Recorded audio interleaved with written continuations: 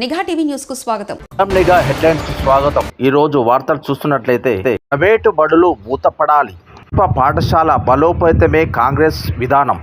బట్టి జైలులో కవితతో కేటీఆర్ ములాఖత్. కవిత పాపపై పైశాచికం, చిన్నారిపై అత్యాచారం దుండగులు కేసులో తిరగదోడతాం. అనిత స్పష్టీకరణ. కేసీఆర్ కు సామాన్లు గడువ, కొనుగోలుపై నోటీసులు ముగియున్న గడువు. చర్చలతో ఉక్రెయిన్ పరిష్కారం. ప్రధాని మోడీ 18న చంద్రబాబు కేబినెట్ సమావేశం. స్కామ్పై ఈడీ దూకుడు, 6 అధికారులు అరెస్ట్. అర్థమయ్యేలా ధరణి మార్పులు. పొంగులేటి సోమవారం పోలవరం సందర్శన అన్న చంద్రబాబు.